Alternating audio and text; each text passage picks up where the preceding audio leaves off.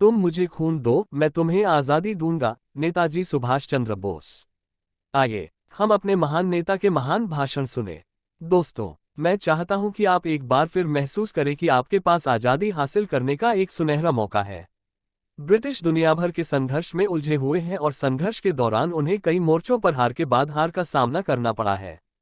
दुश्मन इस तरह काफी कमजोर हो रहा है। आज़ादी की हमारी लड़ाई 5 साल पहले की तुलना में बहुत आसान हो गई है। हमारी मातृभूमि को ब्रिटिश काल से मुक्त करने के लिए इस तरह का दुर्लभ और ईश्वर का दिया यह अवसर एक सदी में एक बार आता है।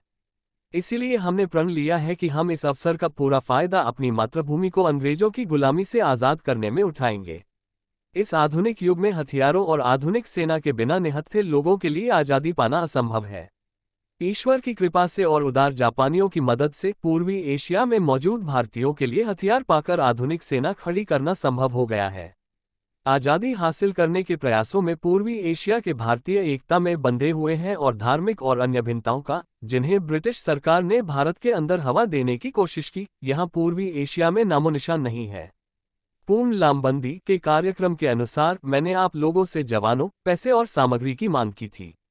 जवानों के बारे में मुझे आपको ये बताते हुए खुशी हो रही है कि मैंने पहले से ही पर्याप्त भर्तियां प्राप्त कर ली हैं।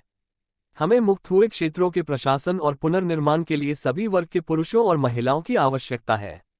एक बड़ी समस्या युद्धभूमि में जवानों और सामग्री को पहुंचाने की है। यदि हम ऐसा नहीं करते हैं तो हम मोर्चों पर अपनी सफलता बनाए रखने की उम्मीद नहीं कर सकते। आप में से जो लोग इस घरेलू मोर्चे पर काम करना जारी रखेंगे, उन्हें ये कभी नहीं भूलना चाहिए कि पूर्वी एशिया, विशेष रूप से बर्मा, आज़ादी की लड़ाई के लिए हमारे आधार हैं। यदि यह आधार मजबूत नहीं है तो हमारी लड़ाकू सेनाएं कभी विजयी नहीं होंगी।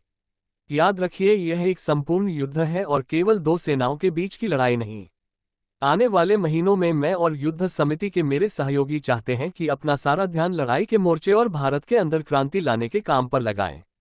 इसलिए हम पूरी तरह आश्वस्त होना चाहते हैं कि हमारी अनुपस्थिति में भी यहाँ का काम बिना बाधा के सुचारू रूप से चलता रहेगा।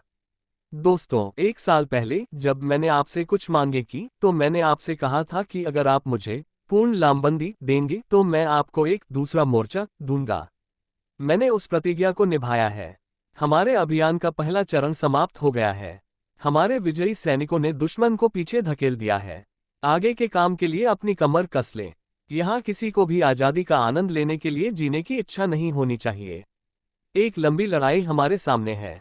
आज हमारे अंदर बस एक ही इच्छा होनी चाहिए, मरने की इच्छा ताकि भारत जी सके, एक शहीद की मृत्यु की इच्छा ताकि आज़ादी के रास्ते शहीदों के खून से प्रशस्त हो सके। दोस्तों, स्वतंत्रता संग्राम में भाग ले रहे मेरे साथियों, आज मैं इस बात पर आप सभी से एक बड़ी मांग करता हूँ। मैं आपसे खून की मांग करता हूँ। ये खून ही है जो दुश्मन के खून का बदला ले सकता है। केवल खून ही है जो आज़ादी की कीमत चुका सकता है। तुम मुझे खून दो और मैं तुमसे आज़ादी का वादा करता हूँ। 4 जुलाई 1944 को बर्मा में नेताजी सुभाष चंद्र बोस।